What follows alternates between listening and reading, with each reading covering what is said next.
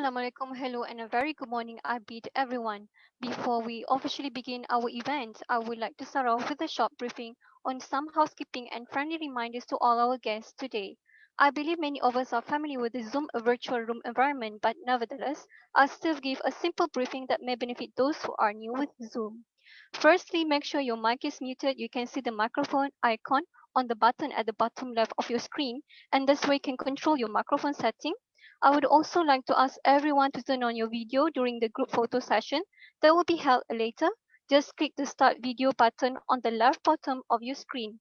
Next, you can click speaker view on the button at the top right corner to focus on the current debater who is speaking. Regarding the Q&A session, and this may concern our debaters, if you have any question that you would like to ask, do privately message your co-host using the chatbot that you should be able to see on your screen. The debaters must rename their names according to their university code given before the debate session starts. Now, let's have a look at our agenda. So we believe that the event today will be run smoothly as planned. So 10 a.m. will be welcome remarks by MC. 10:05 a.m. will be multimedia and video presentation from sponsor.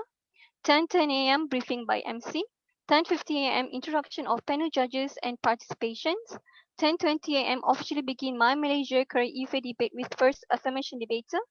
10:25 a.m. first opposition debater. 10:30 a.m. second affirmation debater. 10:35 a.m. second opposition debater. 10:40 a.m. third affirmation debater.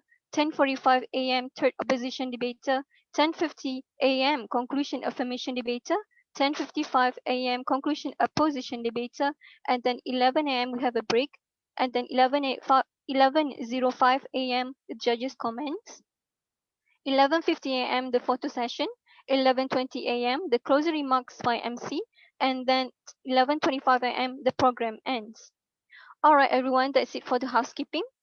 On behalf of the joint organizers, uLearnMoney and Max Capital Management MCM, supported by the Malaysia Literacy in Financial Education Association My Life, with media partners Money Compass and Chilik Wang, I would like to wish a warm welcome to our honorable guests, media friends, ladies and gentlemen. Welcome to the MyMalaysia Virtual Debate Competition, Session 1 with the topic, Financial Literacy is Better Taught in the Family than in an Academic Institution. My name is Nadra, and I'll be your MC for today. For those who are joining us on our Facebook Live and also on our SME Fair platform, hello and thank you so much for joining us. I would like to give a special acknowledgement to Tenaga Investors Berhad, the platinum sponsor for one of our MyMalaysia Career Fair debate competition. Alright everyone, let's watch a multimedia presentation of the platinum sponsor before we proceed to the main agenda.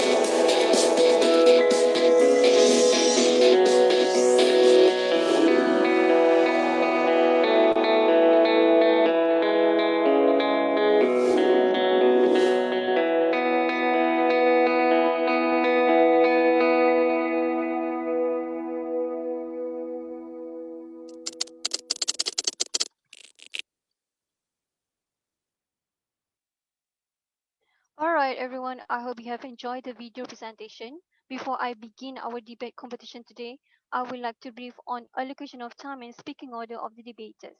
The debate begins with the affirmation team, the team that supports the topic, presenting their arguments, followed by a member of the opposing team. This pattern is repeated for the second and third speaker in each team.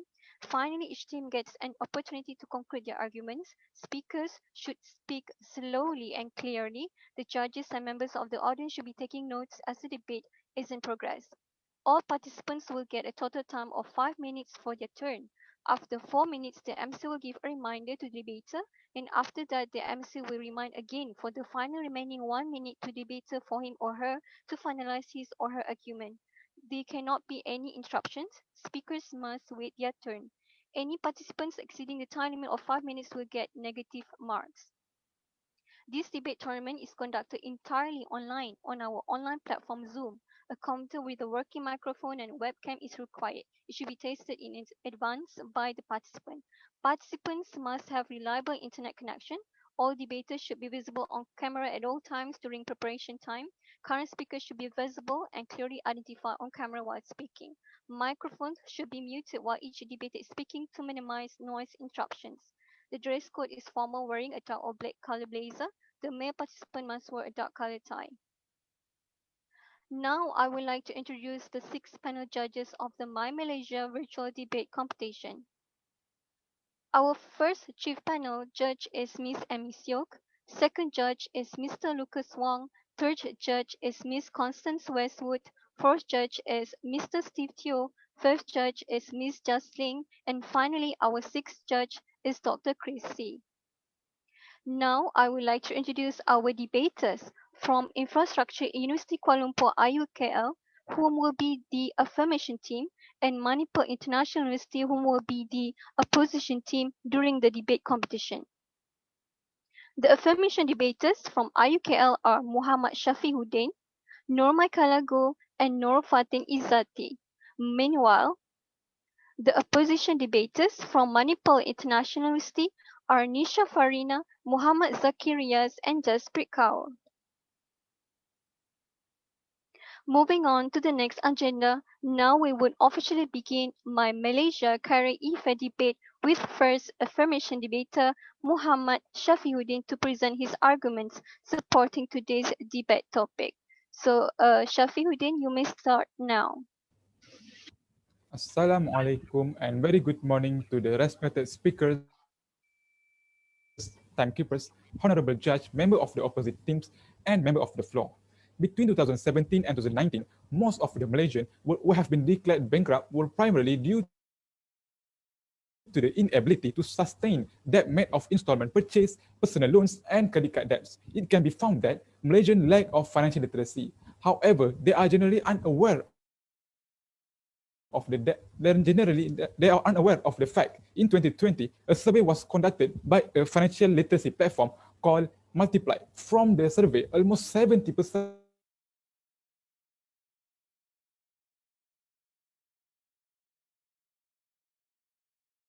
Malaysians understood basic financial concept well. So this motion, financial literacy is better taught in family than in academic institutions.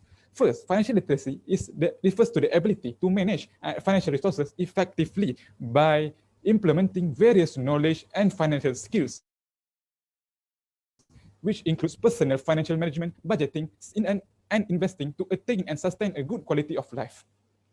Second definition is family. Family is a group of one or more parents and their children living together as a unit or a group of people related by blood or marriage.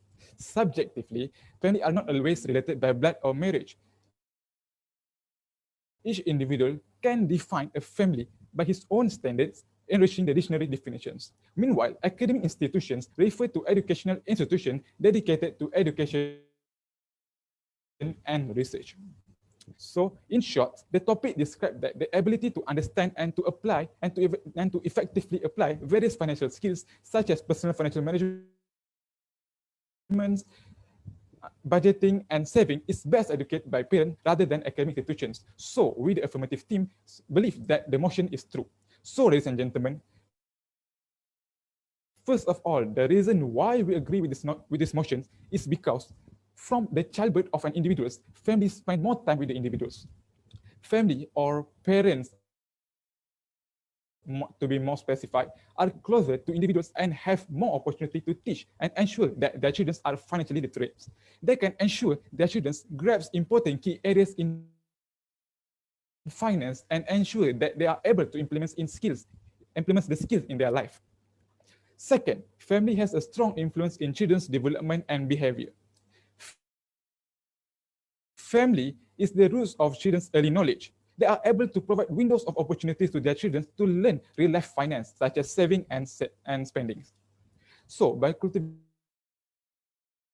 this habit from their childhood, can assist their children to become more familiar with the basic financial concepts. Thirdly, family will be able to focus more on individuals when educating and ensure that they understand to ensure that they understand and able to implement the concept and skills in real life, which is hard for academic institution, to do as they tend to focus more on theory sides rather than to ensuring that the individuals understand the concept and have the ability to implement financial skills in life. Besides, not all families are capable of sending their family members to academic institutions. Therefore, family can be the best roles to educate, can be the best role model for them to ensure them to be financially literate. In addition, even if an individual enrolled into academic institution, the way of teaching might not suit all individuals. Therefore, there is no certainty that individual can learn and have financial literacy simply by enrolling into any academic institutions. Over. So you have 1 minute to finalize your argument. So, in conclusion, we strongly believe that financial literacy should be taught by family rather than academic institutions. So, ladies and gentlemen, before I end my speech, I would like to end it with a quote from Gandhi that says, "There is no school equal to a decent home and no teachers equal to a virtuous parents." And that's all from me. Thank you. All right. Thank you, Shafiuddin, for this supporting argument. Now, I would like to call upon our first opposition debater, Nisha Farina, to present her arguments opposing the topic. You may start now, Nisha Farina. Right. Very good morning to all my respected judges and my fellow proposition team. Me, as the first speaker from the opposition team, strongly stands by the motion that financial literacy is better taught in an academic institution and then rather than in a family. I would like to redefine financial literacy defined by the World Bank is defined as the ability to use knowledge and skills to effectively manage financial resources for a lifetime of financial well-being. On the other hand, academic institution is defined as institutions that gives knowledge and research, which includes all non-governmental as well as governmental, profit as well as non-profit organizations. Moving to my first point, financial education is a lifelong skill and it's not only limited towards pocket money, daily savings, day-to-day spendings, which are taught by our parents as according to our first speaker. Financial literacy is now a much wider and a broad topic that includes debt, mortgages, student loans, credit debts, etc., that can lead into financial disasters for an individual. And this most certainly cannot be taught by all class of families. By a survey conducted by CNBC in developing countries, 4 out of 5 individuals do not even know how to use a credit card, let alone teach their kids about financial literacy. In another survey conducted by CNBC, in the United States, people at the age of 20 to 30 have a debt of around $27,000, and people who own properties have a debt of about $127,000 on an individual aspect that makes up 75% of the total population. On the other hand, our parents teach us you have to finish school and you have to go to the traditional way of getting a degree. But we just jump into applying a loan, not knowing the consequences. Today in Malaysia, the PTPTN loan takers themselves, the students, do not know the consequences of what if they cannot pay back the loan to the government, what kind of interest rates are implemented on the loan system, what kind of blacklisting will they going through. They won't be even able to make a financial plan for the future if they are not aware of all of these consequences. consequences that are related to just simply taking a loan, which is a kind of a traditional way of how education is being perceived. And on the other hand, our families teach us about investing in assets that are not even real assets. We are influenced by our families to get good cars when we graduate. That's not an asset, that's a liability. We are always influenced to get a property. That's not an asset, that's a liability. You're paying mortgage to the bank every single month. At the end of the day, the bank is benefiting out of you. You are not gaining any asset. Moving on to my second point, the transition state of financial literacy from paper money into digital currency is simply not possible to be taught by our parents and our family members if they are not well educated in it. This includes vast and variety of topics and more complex topics like cryptocurrency, bitcoins, digital currency, which a lot of us lack deep knowledge in. Therefore, lacking deep knowledge in this kind of fields will definitely give rise to an financially illiterate generation that will simply oppose the idea of digital currency rather than understanding. A survey was carried on by FinTech, one of the most first Bitcoin company, where only 9% of the individuals in developed countries own Bitcoins. The rest, 78% of the population, did not even know what is Bitcoin, never ever heard about it, never ever heard about digital currency. Therefore, opposing the first speaker, he mentioned about the quote at the end about Gandhi. Yes, Gandhi did say that. A lot of bright people did say that. But which era was Gandhi living in? Was there anything called loans? Was there anything called managing your credit debts, managing your mortgages, etc.? You have 1 minute to finalize your argument. Okay, and to sustain your loans and debt, therefore the first speaker is already agreeing to we do not have enough knowledge, therefore Malaysians are lacking financial literacy, therefore he turned into families. But no, that is what is happening from generation. Families are teaching us we do not have institution financial literacy. That's the reason why our population is going into financial literacy kind of a bankruptcy. Therefore, concluding my speech, the opposition team stands by the fact that there's an urgency to apply financial literacy in our academic institution to avoid further financial disaster for a bright future. Thank you. All right, thank you very much, Nisha, for the opposing argument. So now I would like to call upon our second affirmation debater, Nur Michaela, to present further arguments in support of the topic. You may start now. Okay, so thank you very much for the one. We, the affirmative team, strongly disagree with what the opposition has stated. Yes, she did state that financial literacy is a long life skill. So there is no assurance from the academic institution that they can ensure all the students who learn all the financial knowledge can actually apply their skills or their knowledge they learn from academic institution in the real life situation. Some of the students, they have, yes, they do score in their some financial courses, but this does not ensure that they have the ability to actually apply it in real life, and they actually just get a good score just to have a good CGPA so that they can have a better future. But this does not ensure that they know how to invest properly or invest in the right asset. Next, the opposition team stated that our parents do not teach us on how to repay the student loan, credit card, as well as how to repay any of other debt in our real life situation. However, academic institution also did not teach us that as well. They only teach us theoretically but not practically.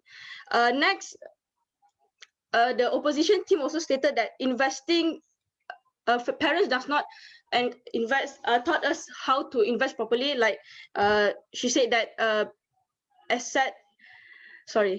investing in cars and mortgage is not asset. However, academic institution also encourage us to invest in real estate investment. And then the third point that the team opposition stated that some of the parents are lack of knowledge in certain like financial knowledge.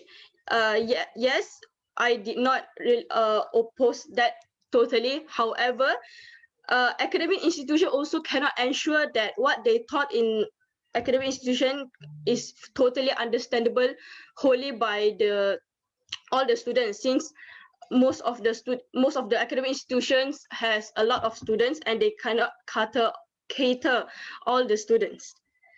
And I would like to add, like for example, in the current situation, which is the COVID-19, all the academic institutions have to shut down or held their class online. So how are we going to ensure that all the students fully understand what the teachers are teaching? Because according to research, most of the students complain about the lack of interaction between lecturers and students, as well as the understanding of it. Because due to the lack of interaction, hence they cannot really understand what the lecturers are actually teaching them through online.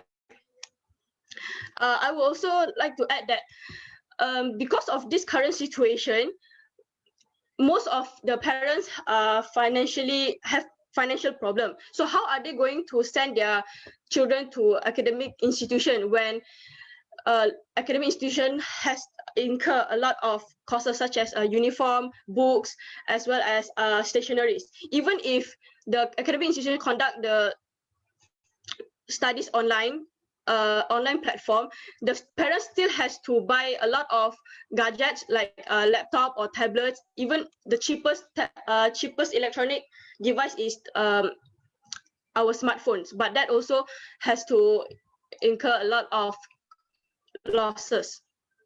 Yeah. All right, Michaela, your 4 minutes over, so you have. And last but not to say that family has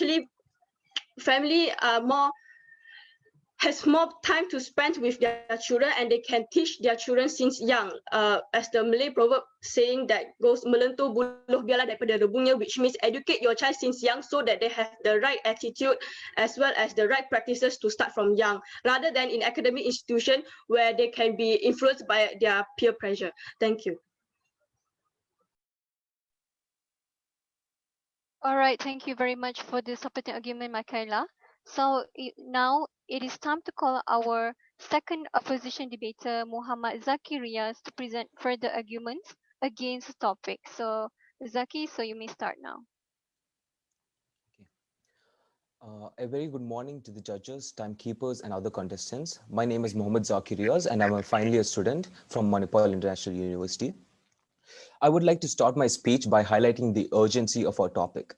Finances are a very real part of the real world, and it is said that schools get us ready for the real world, and yet we do not have a single subject or a single credit dedicated to teaching us about personal finances.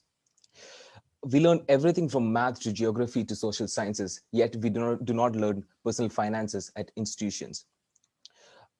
Since my team opposes the topic that personal finances should be taught by family instead of education, I would like to, instead of institutions, I would like to move on to my first statement, which is that the conversation of managing finances could be a topic of taboo for most families. This is most likely in middle class to lower class families where money management and personal finances are avoided because of the lack of steady income for families to support themselves.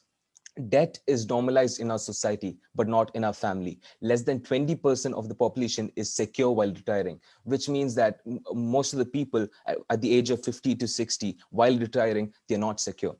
And the combined debt of the US itself is $825 billion. And that is nothing in comparison to the student loan debt, which is $1.3 trillion. So talking about such large quantities of debt and talking about personal finances between the family members could be a topic of taboo and will most likely be avoided between family members. Moving on to my second statement, institutions can follow a curriculum which specifies an equal starting ground for all students, while families do not have a blueprint to teach upon. What I mean by this is that institutions can have an outside body which regulates the curriculum that they're teaching and could incorporate personal finances very easily into that, while families do not have a specific set of rules or rules and regulations to teach other family members. To further elaborate my point, the recent pandemic hit families very hard. Most of the families were not prepared and had no idea what would happen. This kind of economic stress could have been avoided if institutions had already prepared us for such an event. Even simple money management techniques and basic investing could have prepared us and avoided most of the problems that families face today. And this does not, supporting my second statement, it is not limited to just the children's learning about personal finances. They could also teach their own family members back at home, as children are becoming progressively more educated than previous generation. Especially since, as my first speaker said, especially since we are moving into a digital economy, it makes sense that we teach the tech-savvy people of our members of our family first, and they get to teach on other family members.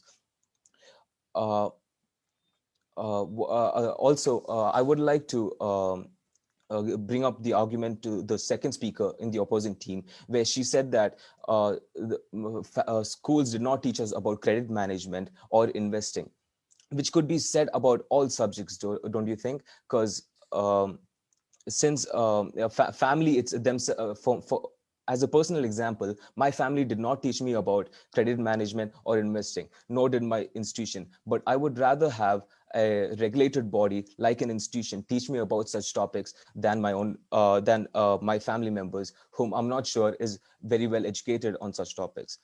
And the second argument that the second speaker brought on was that now we are moving on to online classes, and it is not All right, Zaki, 4 minutes is over, so you have 1 minute left to summarize your argument. Yeah, and the second argument that the second speaker brought on was that now we are on we are having online classes, and there's a lack of interaction between the students and teachers, so that personal finances could not be taught as well. This is a very generalized argument, and it could be said about all the subjects that we are teaching right now. We're learning engineering and medical sciences through online classes. I'm pretty sure we could learn about personal finances as well.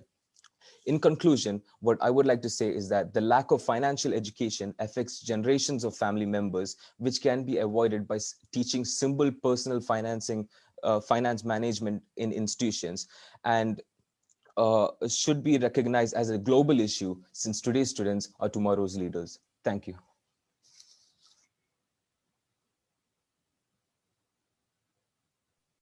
All right, thank you, Zaki, for the opposing argument. So right now, I would like to call upon our third affirmation debater, Nurfatin Izzati, to begin with the rebuttal, attempting to defend the opposing argument and to defeat the supporting arguments.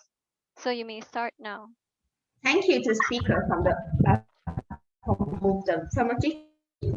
Ladies and gentlemen, the opposition team highlighted that most family avoided the subject of financial literacy to be taught in home because of the lack of income and so on. However, family plays an important role. It gives influence, a large influence in individuals' life. So even if the family does not taught financial subjects in the home, by attitude or behavior, they can still learn from the financial management or financial decision that made by their parents. So for example,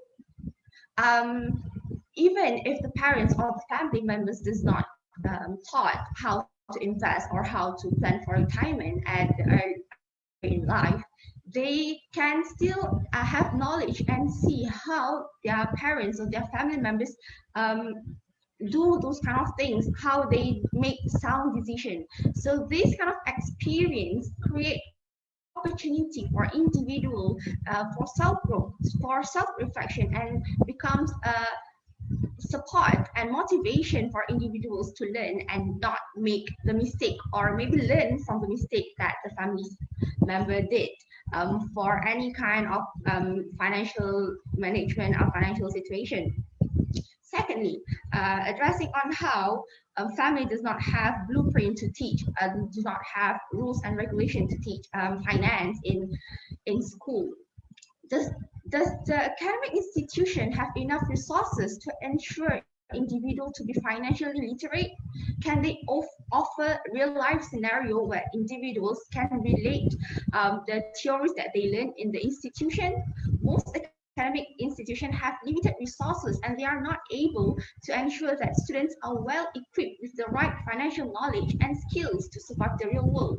So even if the institution have the resources needed to produce a financially literate individuals, it is near impossible to cater each individuals and ensure that they understand the concept and can apply them outside of classroom. Theories are easy to learn, but can that alone help individuals to make sound financial decisions? Example, maybe in classroom, they can learn about inflation and purchasing power, but can they relate the effect of inflation on the purchasing power of individuals outside in real world? Most will not be able to do so. Most individuals perceive the course subjects as subjects to score or pass or to compete with their peers rather than focusing on the application and how to implement the lesson learned in their life. So passing or obtaining, quoting the second speaker from the affirmative team, passing or obtaining good results in finance related courses does not indicate that the individual understands the financial concept. And then addressing the arguments that school and then about on the issue that families does not have necessary knowledge to play a role. I've highlighted in the first my first point. For example, family can bring their family members to supermarket, for example, to see and experience real life finance scenario. If they cannot lead by example, at least they can learn by example.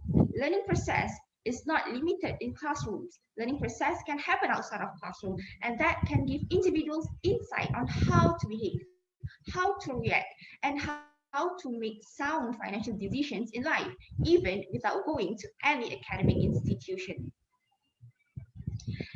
And then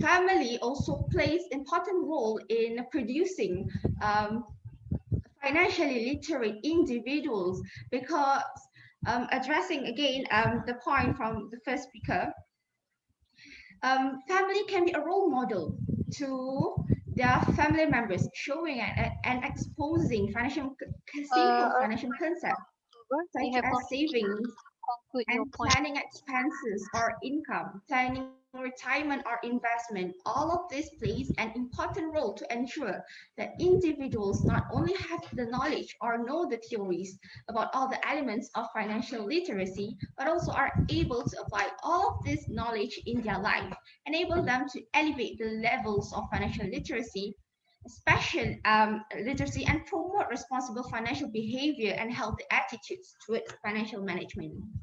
To sum up once again, I strongly agree with the motion that financial literacy should be taught in the family, because family plays a larger role in individuals' life rather than academic institution. Thank you.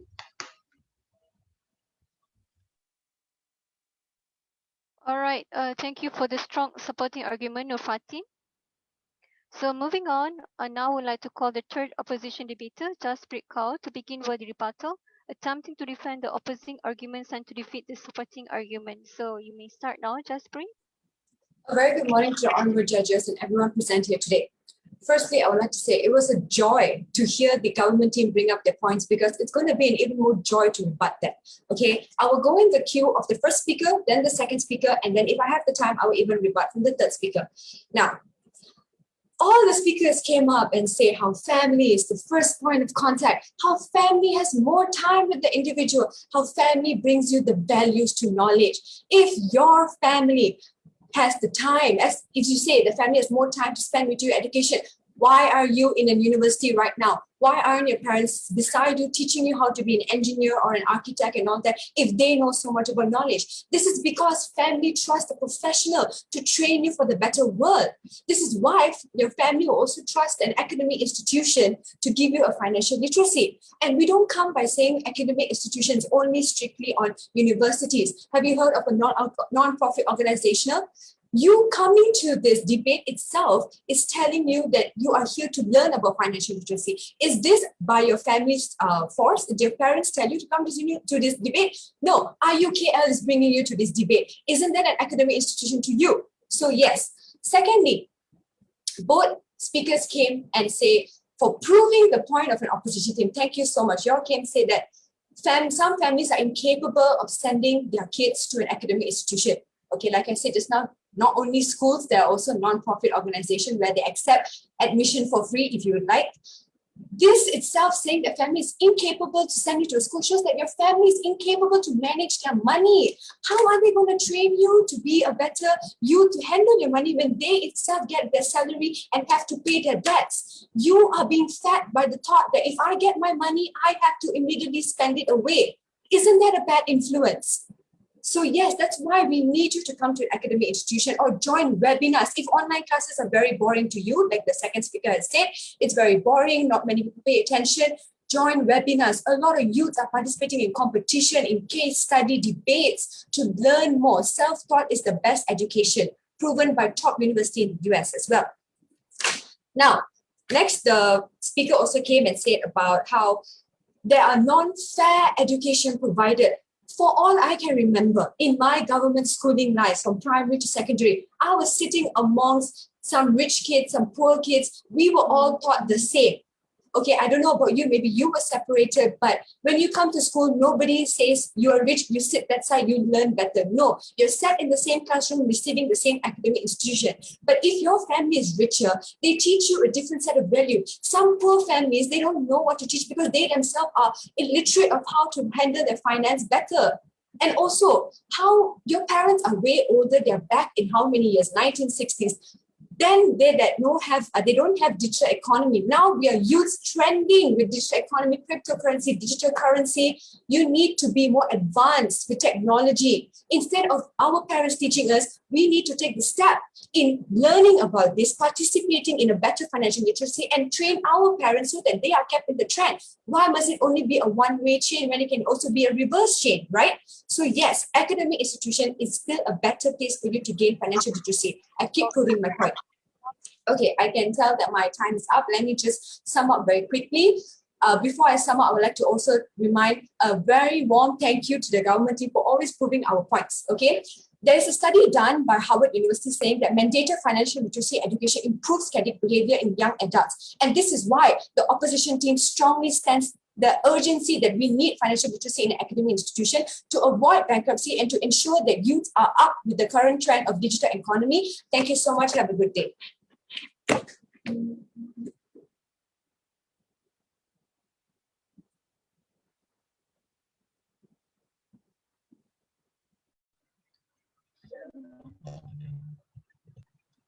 Right. Thank you for the strong opposing argument, Jaspreet. So now it is time to call upon our second affirmation debater, Nur Michael, go to conclude the argument supporting the debate topic. Thank you, ladies and gentlemen, for your time. So we have been debating that financial literacy is better to be taught in the family than academic institution. As a conclusion, we, the affirmative team, has clearly proven that this is true based on the points and explanation given. So as the third opposition team stated that, she asked, why are we still staying with our parents when they themselves can't really educate ourselves financially, right? So why are you not staying with your academic institution if they can teach us everything? Secondly, as my third speaker stated that the academic institution is not able to teach us on how to calculate risk, inflation, and all. So is academic institution able to teach students from other courses regarding these courses? For example, students who take medical courses or engineering courses, are they going to learn about our economy, how to calculate risk, how to calculate accounting calculation and all? They cannot ensure everyone is financially literate. However, if family will teach us from young, like how to save and all. And as the third speaker of the opposition stated that because of the poor family, that's why they ended up sending us to the profession. Yes, that is true, but This also does not ensure that the students who learn from the academic institution or who go to the academic institution are able to control their financial properly. We don't have the 100% assurance of that. But the poor family, they can encourage their child through their experience. Like, for example, if I come from the poor family, for sure my family or my parents will encourage me to, like, oh, okay, you should save, you should save from now on, so that I didn't end up like them. And I would like to add on, for economic situation right now, everyone is not prepared. But the second team, opposition team, stated that it should not be a problem, even if in this such situation. But as we can see, everyone is not prepared, even the academic institution. For example, the delaying of the SPM causes a lot of students depressed. So this shows that in this such COVID-19 issue, current situation, academic institution itself also cannot do anything to ensure that the students are financially literate. But family can encourage and motivate their children or individual to lower down their budget and savings. So we also strongly believe that the influence from the family is stronger in academic institution when it comes to financial literacy. This is because family spends the most time. I would like to state again that the family spends the most time with the individual since young, and hence they have more opportunity to introduce the idea or to teach the individual financially since young. For example, families will have the chance to introduce and educate the importance of financial management, such as spending, saving, as well as budgeting to the individual as early as 3 or 4 years old. So I don't know about your parents, but my parents, as far as I know, all parents will motivate their child to save instead of spending money like the parents itself printing the money. As a result, the individual will be more financially responsible and appreciate the value of money. Next, as in the individual grows, the families will get the chance to then introduce a deeper knowledge of finance, such as financial institution. For example, families will have the opportunity to bring the individual to set up a bank account and make their first deposit by guiding them physically rather than teaching them theoretically, because I am sure that academic institution will not able to have such opportunities. They will not have like a visit to these banks, or okay, how and show you how to invest in certain assets like fixed deposit, or even make your first withdrawal. Besides, family will also able to expose individuals to financial commitments such as taxes and bills, as well as investment. Family members will get to share their experience or knowledge. You have 1 minute to conclude your argument. All right, knowledge regarding such matters to individuals and guide them step by step, which academic institutions will only able to teach them theoretically, and most of the time, what we learned in academic institution does not align in the real world practices. So in a nutshell, yes, both family and academic institutions do play an important role in educating financial literacy. However, we, the affirmative team, strongly believe that it is more effective to teach financial literacy to an individual by the family rather than in academic institutions. Thank you. All right, thank you very much, Mikaela, for concluding the supporting argument from your team. Finally, now I would like to call upon our first opposition debater, Nisha Farina, to conclude the argument opposing the debate topic. So you may start now, Nisha. Right, I would like to conclude my justification of how financial institution plays an important role in educating children in financial literacy rather than their own families. Going on to the first speaker himself, where he said that today in Malaysia, the kids and the younger generation fail to understand the sustainability of loans, debts, and as well as mortgages and various other complex topics about taxation, and therefore institution plays a very huge role, where they clash together with the concluding speaker, where she says that these topics can actually be taught in families, which is not true. These topics are much more complex topics, and if it's taught in families, there will be a huge diversity, where poor families will remain poorer and rich will become richer, because the richer have more knowledge about when it comes to tax, debts, and etc., loans, etc.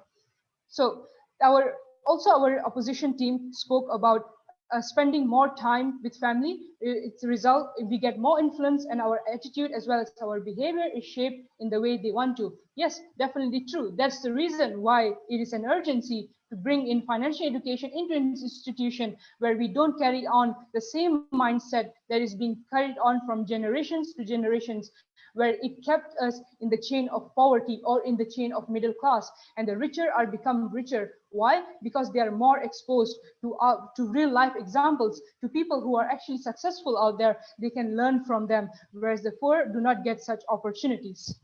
And also, our proposition team pointed out that not everyone can afford to go to institutions. No, that is wrong, because institutions carry on a huge meaning. Non-profit institutions, non-profit organizations, colleges, schools that are supported by the government include kids from households that are not very rich, yet they sit together and they learn together. And there is no boundary between learning from the rich to the poor in an institution when you can get a huge diversity inside of a classroom. And our third speaker keep on talking about influence. Yes, there is a huge influence from the attitude of our families. Therefore, influence of spending. Some families have an issue in spending. They just go outside, they swipe their credit cards whenever they want to. There is no problem. And they don't teach their kids not to do so because it is an emotional topic. Not everyone is very clear about talking about financial to their kids, especially when it comes to poor families, and in a sense of they don't want an emotional hit on their kids. Therefore, they do not bring out their their financial problems onto their kids.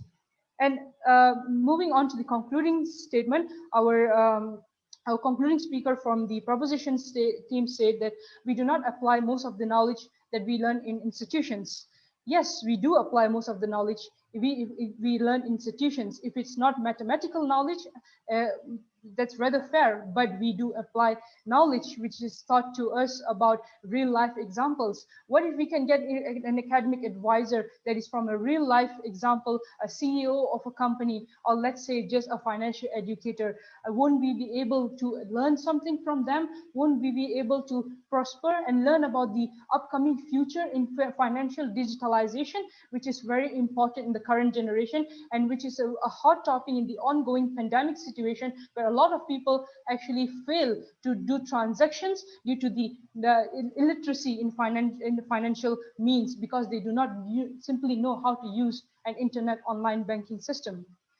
And our proposition team also keep on agreeing with us that parents do teach us investing. Yes, parents do teach us investing, but parents teach us investing in what they have invested in. They invested in a car, we influence, we want to invest in a car. They invest in property, we're influenced, we want to invest in property, but they never break the chain of investment where it can actually bring wealth to the family if you take on a wise decision. All right, Nisha, 4 minutes over, so you may you have 1 minute left. All right. So concluding my speech over here, we as the opposition team stand strongly on the urgency of bringing in financial education into non-profit organization, profit organization, school, colleges, universities, in a systematic and clear means by which family cannot provide us. And it's a more systematic means in a sense of to bring in trained personnel out from the industry to teach our future generation more about financial literacy and to actually boost the economy of a country and boost the future generation and avoid any type of bankruptcy. Thank you. All right, thank you very much, Nisha, for concluding the opposing argument from your team. All right, now everyone, we will have a 5-minute break for you to freshen up and regain your energy a bit. And in the meantime, do enjoy these videos from our organizer. Introducing uLearnMoney, the most comprehensive and credible online financial education platform in Malaysia that will guide you to gain personal financial success. The mission of uLearnMoney is to create a financial freedom gateway for everyone, and the vision is to be the most preferred platform of choice to acquire financial knowledge and skills among the people within the nation. It is well known for its credibility as it is endorsed and supported by the Ministry of Education and Department of Higher Education or Jabatan Pendidikan Tinggi. It has an adaptable learning environment coupled with engaging learning presentations where the courses can be learned anytime, anywhere, across any digital devices. With uLearnMoney's 5C key strengths: credibility, conducive, comprehensive, convenient, and cost-effective, you will be able to learn how to manage, maximize, and multiply your finance in no time. So, what are you waiting for? Sign up and enroll now at uLearnMoney.com to be a part of the uLearnMoney community today. Let's elevate our financial literacy together with uLearnMoney.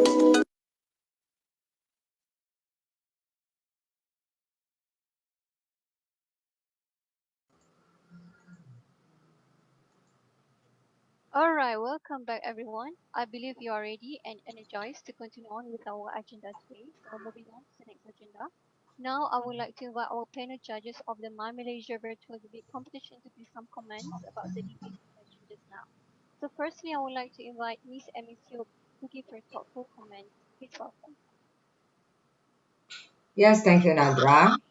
So once again, I would like to give a strong applause to all the debaters for their well presentation. So no matter is from the affirmative team or from the opposition team, I believe they have been working hard day and night for the past 1 week to gather the contents and also to present, to organize their points.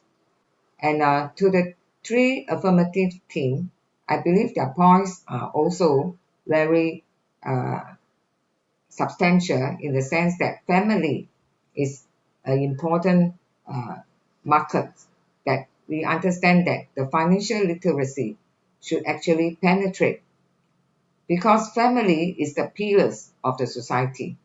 So in fact, what I actually would like to comment, the affirmative teams, they have more points, together.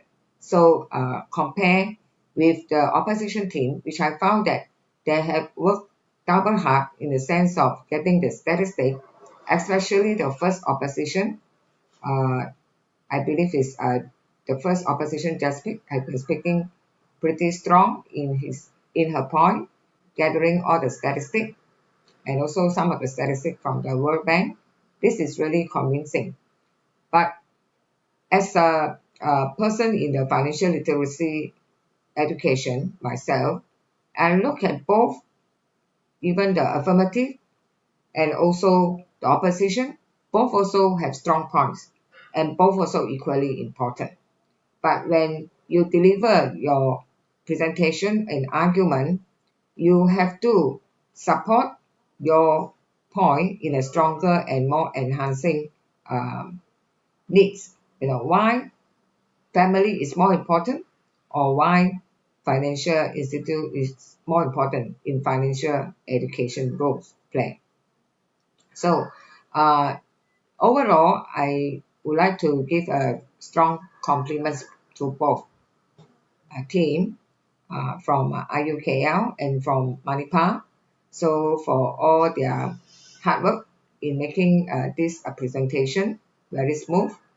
And of course, when it comes to the delivery part, I feel that maybe the affirmative team need to be more prepared in the area of expressing your point. Sometimes your gesture and how confident are you with your argument. If let's say, when you are presenting and your eyes is looking up and around, it means that you are still trying to imagine and think of your points. But if you are fully prepared, then your eyes is firm and looking, at the presentation, your audience with the strong confidence. So this is the gesture part. To sum up, for the opposition team, the first opposition presenter, to Jaspreet Kaur, well done. And also as a conclusion presenter, conclusion debater, she has also give a very good roundup and summing up the points.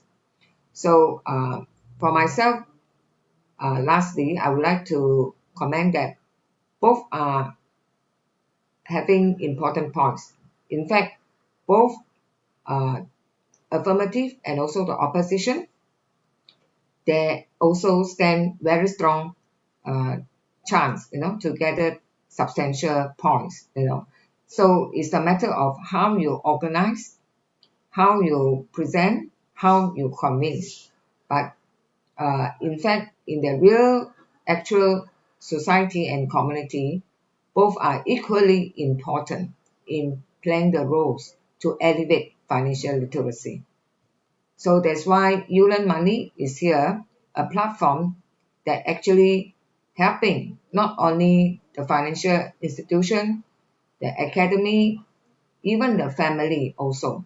We are going to develop some fundamental courses so that it can be applied to family and even in multi languages, in English, Bahasa, and even in other local dialects. This is to help to make financial literacy more easy, more penetrating to all corners of the community. So thank you once again. I would like to pass the time back to Nadra to invite other judges to comment. Thank you.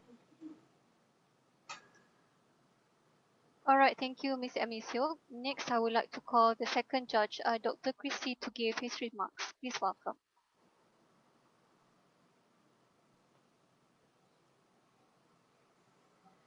Good morning to fellow judges and organizing committee. And now first of all, I just want to, it has been an eye-opening experience for me, and I'm feeling very proud for both the affirmative and opposition team. You have demonstrated a very good effort in trying to decipher financial literacy, which is such an important field in both real life practice and also in academic education. So this is by no means an easy topic to be able to debate and ponder upon within such a short time. But both of the teams, both the affirmative and the opposition team, have attempted to do that. And I think there is a very, very good first step and a very good effort from both of you. Now, a heartiest congratulations to all. Now, my personal opinion for both is that if I may just touch a little bit on first the affirmative team, I feel you have tried to deliver at your best intention and your best flow of how to relate what you want to the judges and certainly to the fellow participants. However, I just want to point out that the content structure can be better. You have the points, you have data, but you might not be able to deliver it in a coherent, informative way. Now, data and information is different. So to be able to bring out information, especially through online platform, is a big challenge, not just for you, but to all of us. Now, this is something that you might want to look at. The second thing would be the body language. I noticed there was a few speakers that were distracted in the beginning and in the midst of it, and also as compared to the opposition team, the affirmative team, I think you could pay a lot more attention to your body language because uh, uh, information transference 80% is through body language instead of through words. So pay more attention to that, to your body language sort of transference of information. Now, I just want to also highlight that the first speaker of the affirmative team, that you have demonstrated a very good knowledge of the topic.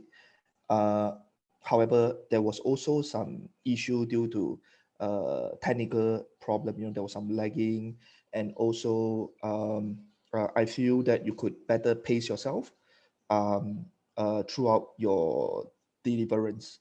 That would come to a better result. Now, as for the opposition team, I think as a whole, very good flow. Well done. I just want to also single out Miss Jasprit Kaur. I could feel your conviction when you were delivering that, and this is very important, even through online, and we could feel that, we could feel that, and this is a very important point of that. As a whole, I think opposition team, the flow is good. The content is definitely, you have done a lot of research on it. You have backed it up with facts and figures, and also with very strong words, which usually in a debate situation, it is very good to spice up problems, and also to spice up discussion. So I thought that was a very daring, very courageous, and yet very, very heartening to see that you are willing to talk about difficult issues. Now, to sum up, both of you, both of the teams, I think it's very heartening to see young people coming together and to really talk about difficult topics, and to really discuss and debate over difficult topics. And this is the hallmark of education. I think today, all of you are already winners. You are able to come here and to present your thoughts, and to do to the best of your abilities. This is really a true mark of education. Financial literacy is a very important field, and I agree with both parties that it could have been taught better, both in families and also in institutions. So this is something that all of us could actually learn from. And thank you, everyone, and kudos to all your efforts, and keep up the good work. Thank you. All right, thank you, Dr. Chrissy. Now I would like to invite Mr. Lucas Wong, the last judge, to give comment. So please welcome Mr. Lucas Wong. Okay, good morning, our fellow judges and also organizing committee. Congratulations to all our both participants this morning, our Infrastructure University, Kuala Lumpur, and Manipal University, for such a fantastic debate just now. There's no right or wrong. You have done a very wonderful job. So get it up. And I would like to invite all of you to join uLearnMoney after your graduation. So thank you. Congratulations. Yeah, I would like to add some of additional comments. So in fact, I also particularly want to highlight that Nisha has done a good job as a leader for this opposition, because she is the first presenter, and also the person that do the conclusion. So sorry, I make a small mistake. So that actually I would like to especially compliment that she had been very steadily presenting all the points, and also organize everything in a very systematic presentation manner, so that judges is very clear with what she like to present. And of course, I would like to stress on that financial literacy for all is always the mission of uLearnMoney, and also our partners like Money Compass, even My Life. Dr. Chris is also our vice chairman from My Life. So why we bring this special team for the debates and argument is because we understand that financial literacy is very important for the family as well as for the institution. As I like one of the last words that actually have been mentioned by, if not mistaken, the second speaker of the opposition. I guess it's from Jackie. He did mention one thing. Young people, they are the pillars of tomorrow. So financial institution is, something like a cradle that incubate young people, and they will be the leaders of tomorrow. So financial literacy have to be taught in all levels of financial institution, and of course it have to be also as one of the important seed to be blossomed in the family as well. So that's all that I want to end up my comments.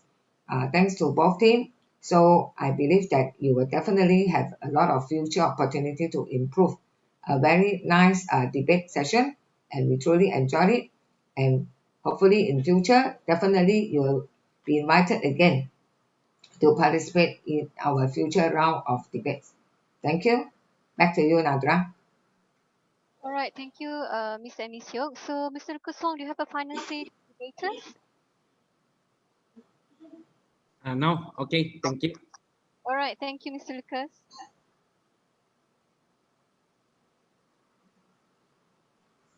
All right, now it's time for the virtual photo session. I would like to ask everyone to turn on your videos so we can get all your bright smiles in our virtual photo. We'll be taking 3 photos in total. So I hope everyone is ready with their camera on. So everyone, are you ready? All right. At the count of 3, 1, 2, 3, smile. All right, another one. 1, 2, 3. All right, last one. 1, 2, 3. I think someone is haven't opened the camera yet. 14. Wait for everybody. Okay, so let's take photo again. Or how about you adjust your camera? How about your camera is not properly focused. So okay, let's take again a nice one with a bright smile. All right, last one, everyone. So everyone is ready? 1, 2, 3. Okay, all right. Thank you very much for your question, everyone. Now we are almost at the end of our event, but before that, I would like to welcome all our guests and visitors and friends to visit the MyMalaysia Career eFair platform at smeefair.com.my/MyMalaysia Career Fair to start exploring all that our virtual event has to offer from today until 31st of March. For all information and details on the event program, activities, and special features of the MyMalaysia Career eFair, do head over to our official website, smeefair.com.my/MyMalaysia Career Fair. I would also like to invite all our guests today to like and follow the uLearnMoney Facebook page at www.facebook.com/uLearnMoney. The link will be in the comment section. So on the uLearnMoney Facebook page is where you can view all our professional contents, and that also where you can get all of our news and updates regarding all the current upcoming activities and programs under the 2021 My Malaysia Career eFair event. Please also visit the websites and Facebook pages of all our joint organizers, supporters, and partners for the 2021 My Malaysia Career eFair. So do refer to the chat section on Zoom and also our Facebook Live, where we will provide all the relevant links for your convenience. And with that, our debate competition of session 1 today has come to an end. We hope to see you again for our second debate session later at 2 p.m. on the topic one should choose a job he or she loves over one that pays well. On behalf of the organizers, I would like to express our humble gratitude and appreciation to our honorable guests, debaters, panel judges, and everyone present today. On behalf of the organizing committee, I would like to apologize for any shortcomings or technical difficulties throughout the event. Finally, thank you very much for joining us, and I hope eFair 2021 at smeefair.com.my/MyMalaysia Career Fair. Thank you for joining us. It's been a pleasure to be with you today. Stay safe, stay healthy, and have a good day ahead. Thank you very much, everyone. So I end with wabillahi taufiq wal hidayah. Wassalamualaikum warahmatullahi wabarakatuh. Bye everyone. Bye bye. Yeah.